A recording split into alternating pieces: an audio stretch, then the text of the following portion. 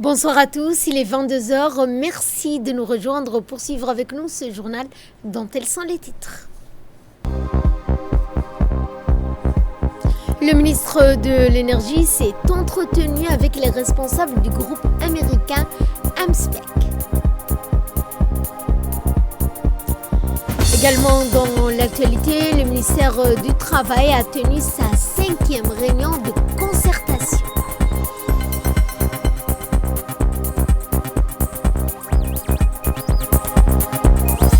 Dans ce qui domine l'actualité internationale, plus d'aide alimentaire selon les agents du PAM, c'est ce que nous verrons en fin de journal. C'était les titres place au développement de ce journal en marge de sa participation au salon minier de Dubaï aux Émirats Arabes Unis. Le ministre de l'Énergie, Younis Ali Guedi, s'est entretenu hier avec les responsables du groupe américain AmSpec, spécialiste de renommée internationale dans les domaines de l'inspection, du contrôle de qualité et de la certification des produits pétroliers et parapétroliers pour discuter des voies et moyens de l'implantation d'un laboratoire d'analyse des hydrocarbures dans notre pays. À l'issue de cette réunion, la conclusion prochaine également d'un accord de partenariat bilatéral avec AmSpec et la Société internationale des hydrocarbures de Djibouti a été actée assortie d'un plan de travail détaillé et d'un planning opérationnel définition de manière graduelle les étapes de l'implantation et de la coopération technique. Dans le reste de l'actualité, le ministre des Affaires musulmanes et des Biens Waqf, M. Moumin Hassan Barre, a inspecté les sites du Hajj pour l'année 2026 et supervisé également les avancées majeures au profit des pèlerins djiboutiens. Poursuivant sa mission de supervision, le ministre s'est entretenu et s'est rendu tout d'abord au lieu saint de Machahir, accompagné de la délégation officielle à l'issue de sa participation aux travaux de la conférence internationale. Cette visite de terrain confirme les progrès majeurs réalisés par le ministère dans l'organisation du Hajj. À Mina, le ministre a inspecté les tentes et s'est concentré sur l'amélioration des conditions d'accueil durant les jours de Tarwiya. La délégation a ensuite vérifié les tentes qui abriteront les futurs pèlerins à Arafat. Cette opération s'inscrit dans la continuité du programme d'amélioration continue que le ministère de Biens Waqf s'est engagé dans le cadre de l'amélioration du pèlerinage. Afin de faciliter également les accomplissements de prières quotidiennes, la mission djiboutienne a loué des bus pour assurer les navettes continues entre les résidences des pèlerins et les mosquées d'Al-Haram. Grâce à l'action continue du ministère des Affaires musulmanes, la République de Djibouti figure aujourd'hui parmi les pays les mieux organisés pour le Hajj. Elle offre également à ses pèlerins des conditions dignes, sûres et conformes aux standards les plus élevés en matière de confort, de transport, d'hébergement et d'encadrement.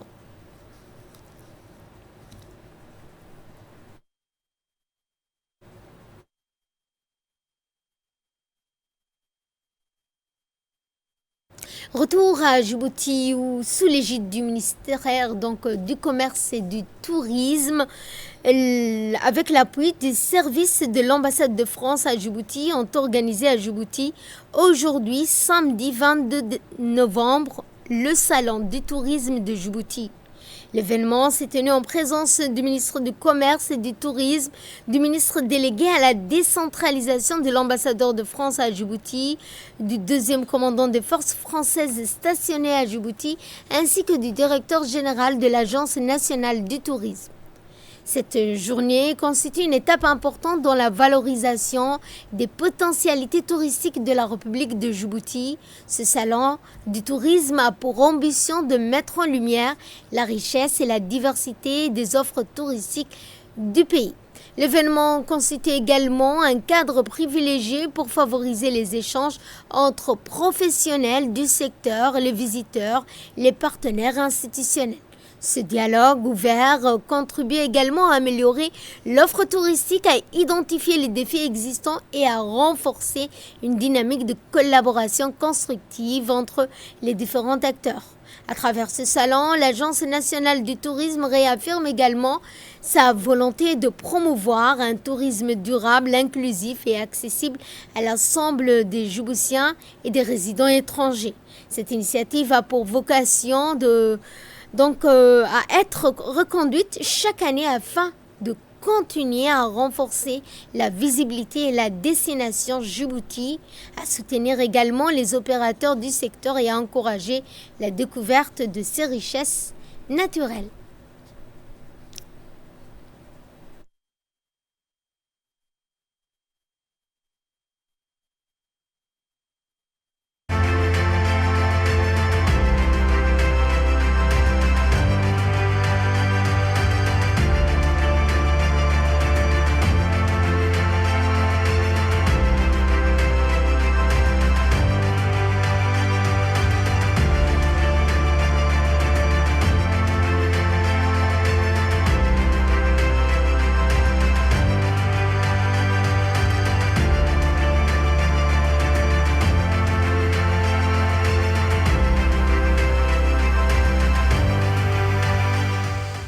Et en prenant la parole à cette occasion, le directeur du tourisme a souligné que ce salon constitue, selon lui, un outil essentiel pour structurer et dynamiser le secteur du tourisme national. Ce deuxième salon, qui est le premier à Djibouti-Ville, l'objectif c'était de permettre non seulement aux ressortissants étrangers qui résident ici sur le territoire à connaître le pays, mais aussi pour notre communauté, la communauté locale, pour mieux faire découvrir les potentialités du tourisme qui existent à Djibouti en termes de découverte. Aujourd'hui, tous les opérateurs sont là, les opérateurs touristiques, mais aussi tous les autres secteurs qui interviennent directement et indirectement sur les tourismes, comme la culture, au niveau artisanal, et aussi faire ce qu'on appelle la promotion de la gastronomie culinaire locale. Donc, l'objectif recherché, c'est de mettre en relation entre les opérateurs et les visiteurs pour les produits qui seront présentés, les produits touristiques. C'est une plateforme plutôt d'échange et de dialogue qui va à la fin aboutir, en fait, l'objectif est de renforcer l'amélioration des produits existants, mais aussi la découverte et l'amélioration. Que ce soit au terme de prix, que ce soit en termes des services, des qualités offertes pour les activités et les produits. Tout récemment, 4 sites ont été classés au patrimoine de la biosphère de l'UNESCO. C'est un très bon point pour justement renforcer la visibilité au niveau international de Djibouti, parce que notre patrimoine, c'est avant tout des sites naturels. Et nous devons donc protéger. Ça veut dire qu'il faut que le tourisme soit un tourisme durable, qui respecte les communautés, qui respecte l'intégrité physique des sites existants. Et nous avons cette volonté et cette obligation de promouvoir ces sites naturels, non seulement au niveau national, mais aussi au niveau international. Et quant à l'ambassadeur de France à Djibouti, il s'est réjoui de prendre part à ce salon du tourisme édition 2025 à Djibouti. Je crois qu'il y a un très très beau potentiel touristique à Djibouti. Il y a de merveilleuses choses à voir. Les Français qui sont déjà présents à Djibouti, leurs familles aussi, quand elles viennent les voir, en profitent, visitent beaucoup, mais on peut sans doute encore développer davantage. Il y a tout un travail à faire dans la durée pour qu'il y ait plus de touristes du monde entier qui viennent voir les trésors naturels et touristiques de Djibouti. Alors, moi, je suis pas là depuis très longtemps, donc j'ai pas encore vu tous les sites. Et puis, c'est infini, tous les sites de Djibouti. Je suis déjà allé aux îles Moucha à Mascali, au lac Assal, dans la forêt du Daï, à Tadjoura. Donc, j'ai déjà vu des belles choses. Vous dire mon site préféré, je n'ose pas. Je dirais qu'il y a vraiment beaucoup de merveilles. Je voudrais aller au lac Abbé, à Godoria. Voilà. Il y a de très belles choses sur terre et sur mer. Et puis, il y a l'accueil, l'hospitalité djiboutienne, qui fait que c'est une expérience qui n'est pas simplement voir des belles choses, mais c'est aussi se sentir accueilli dans un pays. Et quant au ministre du Commerce et du Tourisme, il a réaffirmé également l'engagement de Djibouti à soutenir toutes les initiatives visant à promouvoir le secteur touristique. À travers ces salons, nous souhaitons, dans un premier temps, de mettre en relief, de mettre en lumière la diversité des offres touristiques existantes à Djibouti, également de renforcer les relations, plutôt les énergies entre les professionnels, mais surtout encourager les dialogues et les échanges entre les acteurs du tourisme et le grand public en vue de libérer le potentiel touristique de la République de Djibouti. Comme vous le savez, Djibouti possède des atouts inestimables dans le domaine du tourisme. Nous avons des sites naturels uniques au monde, comme Lac Assal, Lac Abé. Nous avons des activités nautiques. Nous avons la présence de requins baleines à Djibouti. Donc, il y a beaucoup de choses à découvrir à Djibouti, surtout dans le domaine du tourisme. En tant que ministre du Commerce et du Tourisme de la République de Djibouti, j'invite tout le monde, aussi bien les communautés étrangères, mais aussi locales, à venir découvrir les merveilles qui sont là, c'est-à-dire la richesse naturelle et culturelle qui fait la fierté de notre pays. Et nous allons à Riyad, cette fois en Arabie Saoudite, où une délégation djiboutienne conduite par notre ambassadeur Diadine Saïd Bamakhrama a participé à la 11e conférence ministérielle de l'Organisation des Nations Unies pour le développement industriel des pays les moins avancés, les PMA. La conférence ministérielle était axée sur le thème stimuler une industrialisation inclusive, investissement, innovation et partenariat dans les pays les moins avancés. Dans une déclaration ministérielle, les ministres des PMA réunis à Riyad se sont engagés à accélérer la transformation industrielle en passant par des engagements à des actions concrètes. Gros plan cette fois sur les efforts consentis par Djibouti au niveau diplomatique, notamment pour la paix dans la région. Depuis son accession à la magistrature suprême, le président Ismaël Omar Guelleh a marqué son mandat par une approche diplomatique dynamique et stratégique, façonnant ainsi l'image de Djibouti sur la scène internationale. Son leadership a permis à notre pays de jouer un rôle important dans les affaires régionales et internationales. Ses réalisations diplomatiques sont notables et témoignent de son habileté à naviguer dans un environnement international complexe. Sous le leadership du président Guelleh, Djibouti a renforcé ses relations avec plusieurs puissances majeures, la France bien sûr, mais également les États-Unis et la Chine. Djibouti est devenu ainsi un partenaire stratégique clé en raison de sa position géographique stratégique à l'entrée de la mer Rouge et à proximité du golfe d'Aden. Les relations avec les États-Unis ont été marquées par la présence de la base militaire américaine, le camp Lemonnier, un point névralgique pour les opérations contre le terrorisme. Sa diplomatie tournée vers la paix et la sécurité a permis à d'autres puissances mondiales comme la Chine, le Japon, l'Italie ou l'Allemagne de s'installer à Djibouti. En tant que pays stratégique dans la lutte contre le terrorisme, Djibouti a souscrit aux initiatives internationales visant à contrer l'extrémisme. Le président de la République a soutenu les efforts de la communauté internationale pour lutter contre le terrorisme et a collaboré étroitement avec les organisations de sécurité régionales et internationales pour renforcer la stabilité régionale. Ismaël Omar Guelleh a également cherché à accroître l'influence de Djibouti au sein des organisations internationales. Le pays a joué un rôle actif dans l'Union africaine et la Ligue arabe, cherchant à promouvoir les intérêts de la Corne de l'Afrique et à soutenir les initiatives de développement et de sécurité à l'échelle continentale. Au niveau de la sous-région, le président Guelleh a eu un impact significatif sur l'autorité intergouvernementale sur le développement, l'IGAD, grâce à son leadership et à son engagement envers la stabilité et le développement de la Corne de l'Afrique. En utilisant l'IGAD comme une plateforme pour la médiation des conflits, le développement régional et la réponse aux crises humanitaires, le président Guelleh a renforcé le rôle de Djibouti au sein de l'organisation et a contribué à la promotion des objectifs régionaux.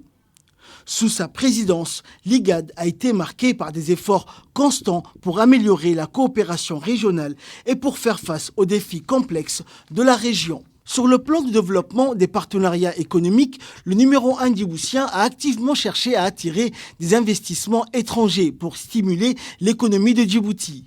L'un des exemples les plus marquants est la signature d'accords de coopération avec la Chine pour le développement d'infrastructures majeures comme le port de Doralé ou le chemin de fer Djibouti-Éthiopie.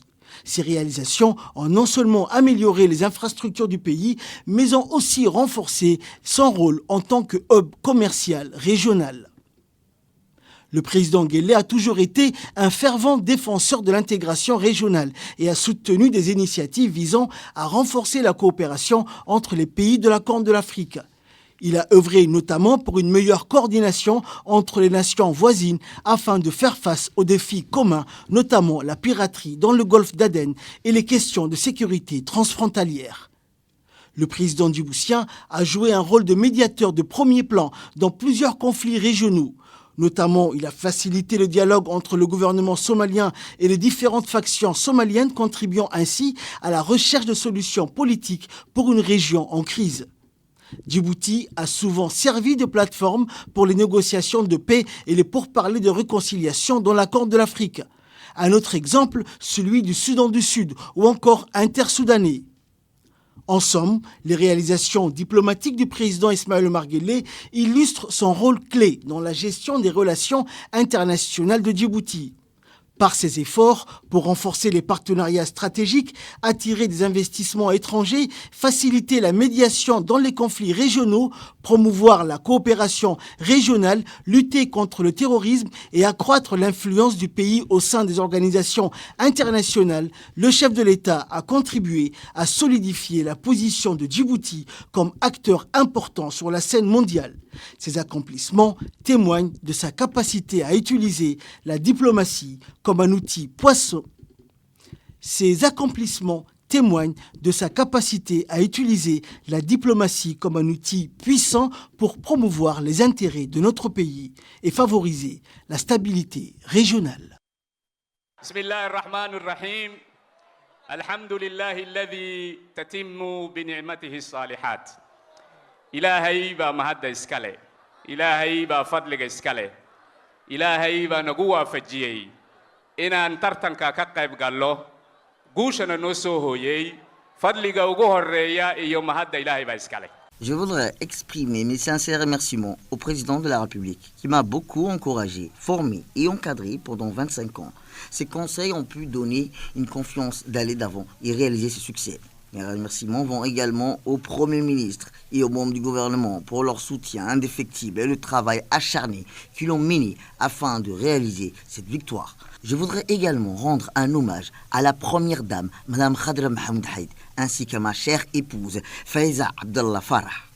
Grâce à Allah, nous avons gagné. Dieu a voulu que Mohamed Ali Youssouf gagne l'élection, a dit le nouveau président de la Commission de l'Union africaine. Le nouveau président de la Commission de l'Union africaine, Mohamed Ali Youssouf, a exprimé sa gratitude envers le peuple djiboutien pour son soutien indéfectible, affirmant sa détermination à œuvrer pour le développement du continent. C'est une immense responsabilité. Je dois servir 55 pays, 30 millions de kilomètres carrés et une population estimée à 1,4 milliard. Vous comprenez la lourdeur du travail et la responsabilité qui m'ont été confiées, ainsi que l'importance de ce poste pour notre pays de la Corne d'Afrique et en général en Afrique. Je vous le disais dans les titres, le ministère du Travail a organisé au Sheraton la 5e réunion consacrée aux travailleurs migrants. Negat Fouad nous en dit plus.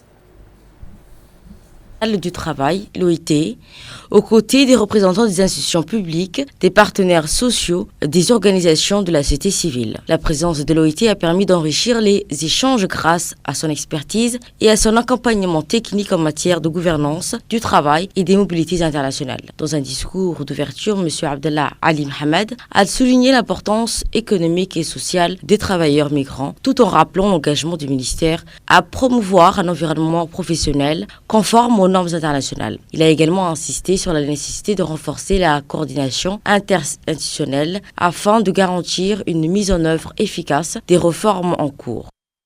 Cette réunion du groupe de travail technique se tient dans la continuité directe des progrès importants qui ont été réalisés ces dernières années. Elle intervient surtout le lendemain même de l'atelier de relance du processus d'élaboration de la stratégie nationale de migration de main-d'œuvre qui a été organisé donc mardi et mercredi et auquel j'ai eu le grand plaisir de prendre part et de rencontrer un bon nombre de participants parmi vous. Cet atelier a véritablement marqué une étape nouvelle dans l'effort national visant à mieux au projet BRMM, témoigne d'un engagement clair, renforcer durablement la gouvernance des migrations de travail. Je pense notamment aux jours délicats et complexes, les systèmes d'information marché du travail, et donc d'un renforcement aussi substantiel des capacités nationales. Et nous attendons instamment la validation du master plan. Et dans son discours d'ouverture, le secrétaire général du ministère du Travail a insisté sur la nécessité de renforcer la coordination interinstitutionnelle afin de garantir une mise en œuvre efficace à ces réformes en cours. Une forme d'échange et de réflexion a été mise en place dans le cadre de la mise en œuvre du projet BRMM pour une meilleure gestion régionale et la migration, pour faire le plaidoyer et asseoir une gouvernance sur les défis liés aux questions migratoires et au projet BRMM. Depuis son lancement en octobre 2022, le groupe a contribué à définir les priorités, à suivre les progrès et à garantir l'alignement sur les engagements internationaux et régionaux.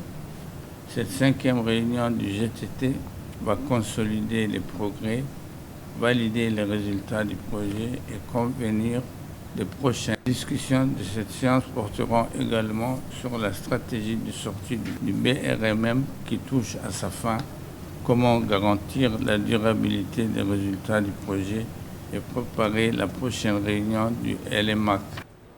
La 4e réunion ministérielle Union européenne Indo-Pacifique organisée hier à Bruxelles sous la présidence danoise de l'Union européenne. Cet événement de haut niveau constitue une plateforme essentielle de dialogue, de coopération, de convergence stratégique entre l'Union européenne et les pays de la région Indo-Pacifique. La délégation de la République de Djibouti, conduite par M. Mohamed Ali, secrétaire général du ministère des Affaires étrangères, comprenait également notre ambassadeur, M. Aden Mohamed Dilleta, ambassadeur de la République de Djibouti auprès du Royaume de Belgique et de l'Union européenne.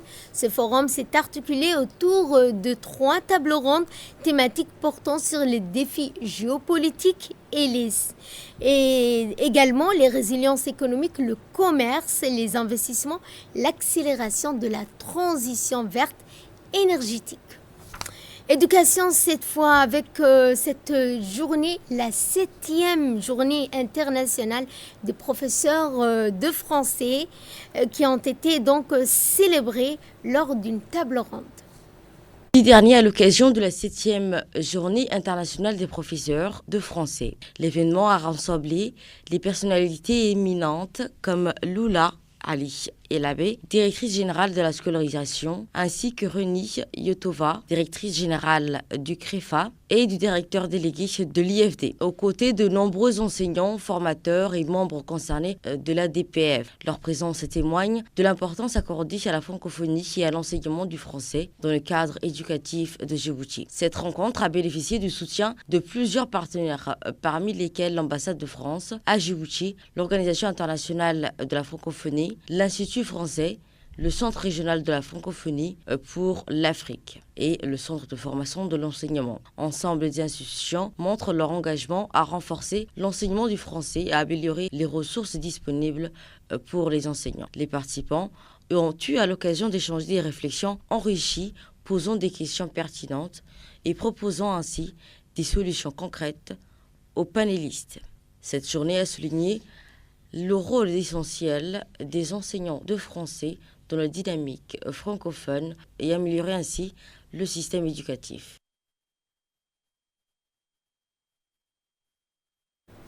Nous vous proposons cette fois de suivre ces quelques interventions. Puis, je prendrai le nom au nom de l'Organisation internationale de la francophonie, mais aussi je me permettrai tout à l'heure, j'aurai l'occasion de parler plus de notre action au sein de la table ronde. Mais là, en cette journée, notre secrétaire général de la francophonie, son Excellence Louise Mushikiwabo, qui accorde une importance énorme au rôle des enseignants, qui nous encouragent tous les sociaux et que nous avons partagé aussi avec vous. Le jour des professeurs de français n'est pas une simple date dans les calendriers. C'est un moment essentiel pour reconnaître et célébrer la mission capitale que vous portez chaque jour dans nos classes. Votre capacité à innover est notre meilleur atout. Chers professeurs de français, l'avenir de notre jeunesse, l'avenir de notre société repose en grande partie sur la qualité de la langue que nous leur transmettons. Vous êtes la garantie que nos élèves deviendront des adultes éclairés, capables d'exercer pleinement leur citoyenneté. Pour finir, je voudrais remercier déjà l'excellent accueil de l'équipe du CFN et je ne manquerai pas de remercier le directeur délégué de l'IFD et Madame la CREFA pour le soutien et l'excellente collaboration. Merci beaucoup et bonne fête à tous. L'association des anciens stagiaires de la JICA ont organisé, en collaboration avec l'agence japonaise de coopération internationale au Sheraton, l'Assemblée générale annuelle couplée à la célébration du 29e anniversaire de l'association. La cérémonie s'est déroulée en présence de la représentante résidente de la JICA à Djibouti ainsi d'un grand nombre d'anciens étudiants stagiaires ayant bénéficié de formations au Japon. Cet événement a constitué une occasion privilégiée pour mettre en lumière le rôle central de l'ACJICA dans la valorisation des acquis des anciens stagiaires. Concrète et en solution durable au service de votre pays. La JICA réaffirme son engagement à soutenir le développement de Djibouti à travers l'ensemble de ses interventions, incluant non seulement le programme de formation, mais aussi la coopération technique et les projets de dons. Je souhaite que l'ensemble participant en formation et la JICA puissent unir les efforts et collaborer dans divers domaines afin de renforcer au développement durable de Djibouti. Et pour sa part, le président de l'ACJICA, M. Abdelkader Aden, a rendu un vibrant hommage au partenariat solide entre Djibouti et le Japon. Immense plaisir d'organiser mutuellement cette cérémonie symbolique pour l'amitié entre les deux pays, Djibouti et Japon, deux pays, deux peuples qui partagent une valeur unique, l'amitié, le havre de paix, de développement qui est réciproque entre les deux pays et la relation diplomatique. Grâce à cette longue amitié, naît une association dénommée ASJICA, sous l'acronyme Association des anciens stagiaires de la JICA, avant même la création du bureau de la JICA à Djibouti en novembre 1996 par des anciens étudiants et stagiaires djiboutiens qui ont fait leurs études au Japon. Cette association est plus de 800 ex-stagiaires depuis la création du bureau de la JICA à Djibouti en 2000. L'association a pour mission d'accompagner la JICA dans les quêtes des projets majeurs. Permettez-moi d'applaudir pour le travail acharné qu'ils ont abouti pour tisser le lien d'amitié et fraternité du peuple japonais et du peuple djiboutien japonais en mars 2024 dans le résident de l'ambassadeur. En faisant aussi vibrer le nom de notre association et celle de la JICA, pour finir mon discours, le comité de l'association remercie énormément des anciens stagiaires qui ont créé ces beaux logos que vous voyez aujourd'hui. Il s'agit de M. Hassan Mohamed Mahmoud, directeur de l'école primaire d'Ali Sébiye 1, et M. Ali Farah, directeur du service de la voirie d'Ali Sébiye. Dans le reste de l'actualité, le Palais du Peuple a abrité une conférence pour renforcer le dialogue entre les organisations de la société civile et institutions publiques. En effet, l'ONG PLE, en collaboration avec la délégation de l'Union européenne à Djibouti, a organisé une série d'ateliers visant à renforcer le rôle des organisations de la société civile dans le développement socio-économique et la gouvernance locale. Et ce, en présence du secrétaire général du ministère de l'Intérieur, M. Suleiman Moumin, en présence également des représentants des membres de l'Assemblée nationale de la société civile. 3 thématiques ont structuré ces travaux, à savoir la valorisation et de la contribution de ces organisations au développement socio-économique, la promotion du genre, inclusion sociale et soutien aux personnes handicapées. Le renforcement également de l'environnement juridique et de la gouvernance de ces organisations à Djibouti. Cette rencontre a permis d'échanger sur la participation citoyenne, la gouvernance participative. N'est pas fortuite. Elle traduit la volonté du gouvernement de Djibouti de consacrer un espace d'échange structuré, ouvert et inclusif, où chaque acteur institutionnel, technique ou issu de la société civile peut contribuer à l'édification d'une gouvernance moderne, participative et tournée vers l'intérêt général. Et autre intervention que nous vous proposons de suivre, c'est celle de Maître Mahdi Boulboulali, responsable de projet de l'association PLE. Je jouis pleinement de cet atelier aujourd'hui. Les OSC djiboutiennes ont démontré leur maturité en nous faisant part de leurs attentes sur le cadre juridique des OSC à Djibouti, sur la gouvernance interne et sur la coordination institutionnelle. Je crois pleinement que nous avançons vers une société civile beaucoup plus forte, beaucoup plus structurée et qui connaît mieux ses attentes. C'est une réussite, je dirais. ARTA, cette fois, avec la validation du plan d'action communautaire face aux impacts de la migration. En effet, ARTA a accueilli une importante délégation composée du préfet adjoint de la région, du président du conseil régional, du directeur de développement social de la DDS, de la représentante de l'Union européenne, d'un représentant de l'OIM ainsi que des représentants institutionnels et des communautés de la ville d'Arta et de Karta. Ce plan résulte d'un vaste processus de consultation mené auprès de la population concernée. Il traduit leur volonté de participer pleinement aux discussions et aux décisions touchant leur bien-être, en particulier sur les questions liées à l'atténuation des impacts des flux migratoires. Les communautés de la ville d'Arta et de Karta ont salué un document fidèle à leurs besoins préalablement identifiés et ont remercié les équipes mobilisées pour son élaboration. Et communautaire, ça veut dire que le plan vient de la communauté et qui répond aussi aux besoins de la communauté. Et je pense que dans toutes les régions qu'on a visitées jusqu'à maintenant, les initiatives sont bien locales parce que les soucis sont locaux. Donc aussi, les initiatives et les solutions proposées sont en mesure de la connaissance, de la pertinence, de la faisabilité. Et j'ai vu ça dans votre présentation et je me réjouis de savoir que c'est le cas pour les autres régions djiboutiennes. Le président du conseil régional s'est également exprimé suivant un extrait de son intervention. Je suis le représentant de la communauté de base qui ont priorisé les besoins surtout à Karta et Artaville, qui seront financés par l'OIM et exécutés par l'ADDS.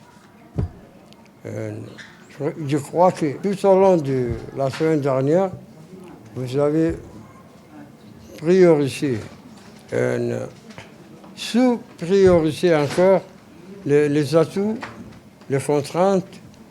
Artaville, en ce qui concerne un certain domaine. Vous avez identifié des sites dans la santé, dans le domaine de l'éducation. Vous avez identifié les besoins dans l'environnement, c'est-à-dire la voirie, la gestion de voirie. Vous avez identifié de l'eau, dans le domaine de l'eau, parce que c'est très important. Autre intervention que nous vous proposons de suivre, c'est celle du directeur du développement social de l'ADDS. C'est avec une profonde gratitude et un immense honneur que je me tiens devant vous aujourd'hui pour clore ces journées exceptionnelles de formation et de validation du PAC, du plan d'action de la région d'Arta. Ces moments partagés ensemble représentent bien plus qu'une simple formation. Ils incarnent l'esprit de solidarité, d'engagement et de transformation qui anime nos communautés. Permettez-moi tout d'abord d'exprimer ma reconnaissance la plus sincère à l'OIM, mais également à l'Union européenne pour leur confiance indéfectible et leur soutien financier qui ont rendu possible ce projet ambitieux. Votre partenariat stratégique témoigne de votre engagement envers le développement durable et l'autonomisation de nos populations locales. Durant ces 3 journées intensives, nous avons été témoins d'une mobilisation remarquable. Chaque participant a démontré un engagement exemplaire, une volonté d'apprendre et une détermination à faire la différence dans sa communauté. En sport, cette fois dans l'après-midi du 20 novembre, la première école de foot Takireye en République de Djibouti, dénommée Académie East Africa de Djibouti, a organisé son premier tournoi des jeunes de la nouvelle saison sportive 2025-2026, célébrant aussi la journée mondiale de l'enfant avec la collaboration de CAC Bank. Le tournoi a réuni autour de 260 enfants, des jeunes, adolescents, tous sexes confondus. Ce tournoi de la saison sportive s'est clôturé en apothéose avec l'attribution de médailles à tous les jeunes participants et trophées collectifs. L'Académie East Africa de Djibouti propose régulièrement à ces jeunes sportifs des cycles d'entraînement réguliers, des tournois de jeunes et de déplacements dans les régions de l'intérieur durant l'été juin à septembre. Pour conclure, l'Académie East Africa de Djibouti a remercié également CAC Bank pour l'octroi de matériel d'équipement sportif dont les jolis trophées de médailles pour ses enfants.